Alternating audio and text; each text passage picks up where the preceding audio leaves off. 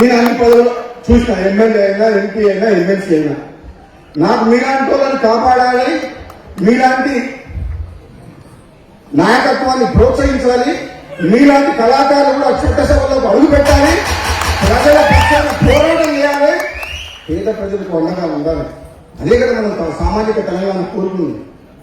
మన తెలంగాణ ఉద్యమం నడిచిందే తెలంగాణ ప్రజల యొక్క ఆత్మ గౌరవం కోసం, ఆత్మ కోసం, డబ్బుల కోసం, పనుల కోసం కాదు, ఆత్మ గౌరవ నినాదం కోసం తెలంగాణ. మీరెవరు కాళ్ళు మొక్కాల్సిన అవసరం లేదు, ఎవరికి ఒమ్మంగి దండాలు పెట్టాల్సిన అవసరం లేదు, గులాంగిరి చేయాల్సిన అవసరం లేదు. మీ హక్కు.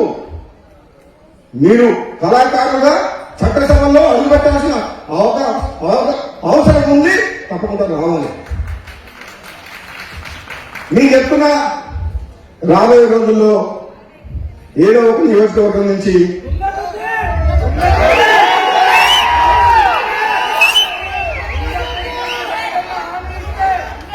నేను ఒక్కసారి మాట అంటే వెనక పోను. ప్రాణం పోయినా సరే అది చేతి నా అప్పులు పోయినా, ప్రాణం పోయినా, తుది శ్వాస వరకు ఇచ్చిన మాట కట్టుబడేందుకు ప్రయత్నం చేస్తున్నాను.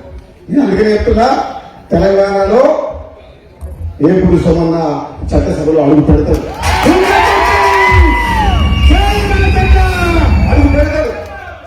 అడుగు పెట్టాల్సిన అవసరం ఉంది. కులం పేరు చెప్పుకొని, మతం పేరు చెప్పుకొని ఎన్నికైన తర్వాత వసూలు రాజాగా మారిన వ్యక్తుల్ని తరిమి కొట్టాల్సిన అవసరం ఉంది. ఏమనంటే నా కులం నేను తింటావా అని అంటారు. మంచి పనులు చేసేటప్పుడే తిట్టం కానీ చెడ్డ పనులు చేస్తే, అవినీతి చేస్తే ఏ కులం ఉందని తిట్టాను. నిజాయితీ పనులు కావాలి అన్ని కులాల వాళ్ళు. తప్పుడు పనులు చేసుకుంటే కులాన్ని వాడుకోవడం మంచిది కాదు. ధర్మం, న్యాయం అన్ని కులాలకు ఒకటే ఉంటది.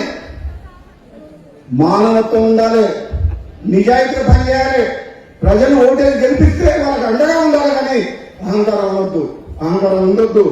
పదవి అనేది బాధ్యత కానీ కిరీటం కాదు.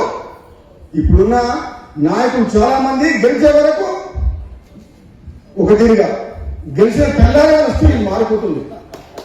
ఎక్కడికెళ్ళి వస్తున్నాయో పెద్ద పెద్ద కార్లు.